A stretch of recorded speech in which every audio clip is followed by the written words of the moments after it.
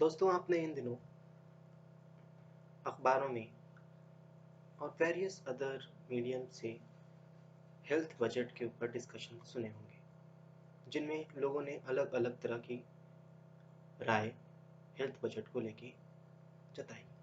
कुछ लोगों के हिसाब से हेल्थ बजट में कुछ इंक्रीज़ है, कुछ लोगों के हिसाब से कोई इंक्रीज़ नहीं है और कुछ लोगों के हिसाब से हेल्थ बजट में डिक्रीज़ है। ये तीनों एस्पेक्ट्स कैसे हैं, इनको हम इस वीडियो में समझेंगे। आप हमारे साथ लास्ट तक बने रहें। मेरा नाम अनवर सादात है। Welcome to the intellectual. तो दोस्तों, जैसा आप जानते हैं कि पिछले साल पेंडेमिक की वजह से एक मेजर अमाउंट जो है वो कोविड की वैक्सीनेशन, उसके अदर वैक्सीन डेवलपमेंट, मैन्युफैक्चर और जो कुछ भी वैक्सीन से रिलेटेड है और जो पेशेंट्स के हॉस्पिटलाइजेशन से की वजह से जो कुछ भी खर्च है वो अब इस साल एक्सपेक्टेड है कि वो कम हो जाएगा। इसकी वजह से पिछले साल जो ओवरऑल एक्सपेंस था पब्लिक हेल्थ के ऊपर, वो लगभग 74,820 करोड़ था, जो इस साल डिक्रीज होके सिर्फ 41,011 करोड़ ही रहेगा। जो ओवरऑल बजट हेल्थ का है वो 86,200 है। ये 86,200 कई जगह आपने 83,000 करोड़ भी देखे होंगे। ये ऐसा इसलिए है क्योंकि family of ministry of health and family welfare के अंदर में दो डिपार्टमेंट्स आते हैं। एक डिपार्टमेंट है जो है department of health and family welfare और दूसरा डिपार्टमेंट है डिपार्टमेंट ऑफ हेल्थ रिसर्च। तो department of health and family welfare को 83,000 करोड़ ही मिले हैं। बाकी 32,100 करोड़ जो है वो डिपार्टमेंट ऑफ हेल्थ रिसर्च को मिले। जो मेजर पॉलिसीज हैं गवर्नमेंट की, उसमें जो सबसे बड़ी पॉलिसी है वो है प्रधानमंत्री Ayushman Bharat health infrastructure mission, जिस पे लगभग 6 साल में सरकार ने 64,180 करोड़ खर्च करने का प्लान बनाया है, जिसमें इस साल सरकार लगभग 4,176 करोड़ रुपए देगी, जो पिछले साल के मुकाबले बहुत ज़्यादा है। पिछले साल सिर्फ 595 करोड़ इस सेक्टर को मिले थे। इसके तहत various wellness centres, public health labs, hospital, critical care hospital blocks जैसी चीज़ें डिस्कस की जाएंगी उन डिस्ट्रिक्ट्स में जिनमें 5 लाख से ज़्यादा की आबादी है। क्योंकि कहीं ना कहीं कोविड में हमने एक इंफ्रास्ट्रक्चर की स्कार्सिटी देखी है। इसकी वजह से गवर्नमेंट जो है अब हेल्थ इंफ्रास्ट्रक्चर को डेवलप करने के लिए बहुत अग्रसर है। नेक्स्ट हमारी जो पॉलिसी है जिस पे गवर्नमेंट ने इस बजट में बहुत ध्यान दिया है वो नेशनल डिजिटल हेल्थ इकोसिस्टम है। इसमें पिछले साल लगभग 30 करोड़ रुपए खर्च किए गए थे, लेकिन इस साल 200 करोड़ रुपए इस पॉलिसी को, इस प्रोग्राम को अलॉट किए गए हैं। इसमें आप जानते ही हैं कि इसके तहत गवर्नमेंट जो है वो डिफरेंट जो पेशेंट के डाटा हैं, डिटेल्स हैं, हॉस्पिटल्स की डिटेल्स हैं, जो भी हेल्थ केयर प्रोवाइडर है उनके डिटेल्स को यूनिवर्सलाइज करना चाहती है। उसमें एक ऐसी फैसिलिटीज़ लेके आना चाहती है जिसमें कंसेंट हो जो पेशेंट है उसका। तो ये सारी चीज़ें जो गवर्नमेंट जो हेल्थ केयर है उसको जो ऑनलाइन करना चाह रही है, उसका जो डिजिटलाइजेशन करना चाह रही है, उसके लिए ये प्रोग्राम। नेक्स्ट हमारा प्रोग्राम है जिस पे गवर्नमेंट का ध्यान है इस बजट में, वो है national tele mental health programme in India.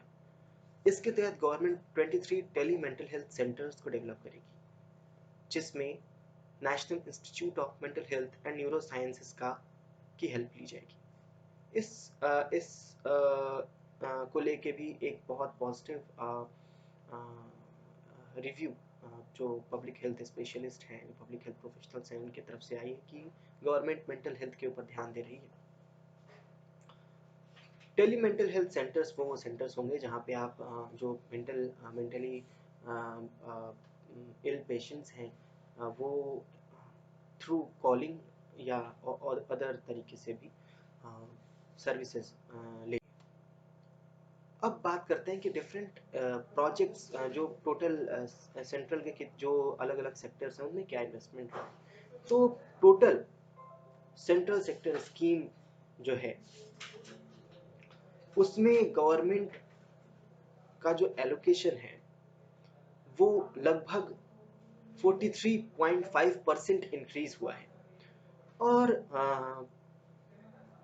प्रधानमंत्री स्वास्थ्य सुरक्षा योजना की बात करें तो उसमें भी लगभग 35% इंक्रीज देखा गया है 22 के मुकाबले। डिपार्टमेंट ऑफ हेल्थ रिसर्च, जैसा कि मैंने आपको बताया, तो 3200 करोड़ रुपए अलॉट किए गए हैं। ये भी पिछले साल अलॉट किए गए पैसे से ज्यादा है। ये इस पाई चार्ट के हेल्प से मैं ये दिखाना चाह रहा हूँ कि किस तरीके से जो वेरियस सेक्टर्स हैं, चाहे वो सेंट्रल एक्सपेंडिचर हो, सेंट्रल एक्सपेंडिचर में वो सारी इंस्टीट्यूशंस आते हैं जो सेंट्रल गवर्नमेंट के डायरेक्ट रिलेशन में काम करते हैं, जैसे सेक्रेटेरिएट हो गया, उसके जो एक्सपेंसेस हैं, या डायरेक्ट वैसे हॉस्पिटल जो डायरेक्टली गवर्नमेंट रन करती है, जैसे सफदरजंग हो गया, वो उसके जो एक्सपेंसेस हैं वो सेंट्रल एक्सपेंडिचर में कवर्ड है। फिर आते हैं central sector schemes. Central sector schemes में वो सारी स्कीम्स हैं, जैसे मैंने आपको कुछ स्कीम्स के नाम भी बताए, वो सारी स्कीम्स जो सेंट्रल गवर्नमेंट चला रही है वो स्कीम्स हैं। आप देखेंगे कि सेकेंड लार्जेस्ट सेक्टर जो है, जो अलॉटमेंट है, वो सेंट्रल सेक्टर स्कीम्स का है। सबसे कम सेंटर का एक्सपेंडिचर है। और जो सेकेंड नंबर पे सेकेंड लास्ट पोजीशन पे आता है, थर्ड नंबर पे जो एक्सपेंडिचर आता है वो आता है other central sector expenditure. Other central sector expenditure में आपको जो भी इंस्टीट्यूशंस हैं, चाहे वो एम्स हो गया, चाहे वो एमसीआई हो गया, या ऐसे पूरे इंडिया में जितने भी मेडिकल इंस्टीट्यूशंस हैं, बॉडीज हैं, कमिटीज हैं, ऑर्गेनाइजेशंस हैं, एसोसिएशंस हैं, उनका जितना भी खर्च गवर्नमेंट के इस बजट में है वो ग्रे कलर के पोर्शन से शो किया गया है। और सबसे बड़ा पोर्शन जो है वो ट्रांसफर टू स्टेट्स और यूटीज है। इसके तहत जितनी भी पॉलिसीज हैं, चाहे वो नेशनल हेल्थ मिशन हो, रूरल अर्बन जो भी हो, इसके तहत जो भी सरकार, सेंट्रल गवर्नमेंट, स्टेट गवर्नमेंट और यूटीज को जो पैसे ट्रांसफर करेगी वो इस सेक्टर से दिखाया गया है, जो कि आप देख रहे हैं कि सबसे ज्यादा है। ये अमाउंट मतलब लगभग 45,000 करोड़ के आसपास। इस चार्ट से हम लोग उस अनसर्टिनिटी को समझना चाहेंगे, उस डिफरेंस ऑफ ओपिनियन को समझना चाहेंगे जो पब्लिक हेल्थ प्रोफेशनल्स ने इस बजट को देख के दिया है। एक्चुअली में जब आप वो अमाउंट देखेंगे जो बजट लाते वक्त, बजट प्रेजेंट करते वक्त सरकार एक सेक्टर को अलॉट करती है, देखिए 3 अमाउंट्स होते हैं। पहला वो जो बजट लाते वक्त सरकार एक डिपार्टमेंट को देती है। फिर होता है कि जब वो अमाउंट खत्म हो जाता है या उस फाइनेंशियल ईयर के दौरान सरकार को लगता है कि ये अमाउंट से ज्यादा की जरूरत है, तो वो रिवाइज्ड एक्सपेंडिचर जारी करती है, मतलब उस डिपार्टमेंट को ज्यादा और ज्यादा पैसे अलॉट करती है।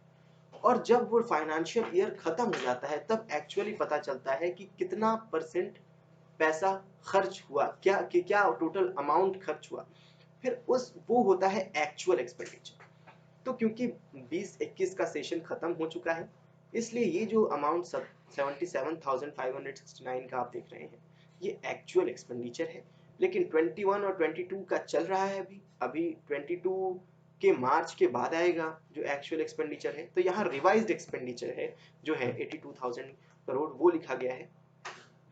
फर्स्ट सेक्शन में टोटल बजट अमाउंट है, सेकेंड सेक्शन में बजट में जो अलॉटमेंट हुआ वो है, थर्ड जो सेक्शन है उसमें एक्चुअल या एक्चुअल नहीं तो रिवाइज्ड एक्सपेंडिचर का अमाउंट दिया गया है, और लास्ट में परसेंटेज दिखाया गया है। तो जब आप इसको कैलकुलेट करेंगे तो आपको ये दिखेगा कि 71,269 crore out of 30,42,230 crore allot किया गया था 2021 में। जो कि होता है लगभग 2.34% ऑफ होल बजट। लेकिन जब आप 21-22 की बात करते हैं तो out of 34,83,263 government of India ने हेल्थ को सिर्फ अलॉट किए 77,268 करोड़, जो कि होते हैं 2.21%। फिर इस साल की बात करें तो लगभग टोटल बजट हमारे गवर्नमेंट का लगभग 40 लाख करोड़ के आसपास का है, जिसमें से उन्होंने हेल्थ को दिया है सिर्फ 83,000 करोड़, जो कि होता है 2.10%। अब हम इस बात को समझते हैं कि हेल्थ और एजुकेशन ऐसे डिपार्टमेंट्स हैं जहाँ पे हमेशा मतलब ये ऐसे डिपार्टमेंट्स हैं जिनमें ज़्यादा अमाउंट की रिक्वायरमेंट होती है, हमेशा रिवाइज्ड एक्सपेंडिचर बहुत फ्रीक्वेंटली आता है।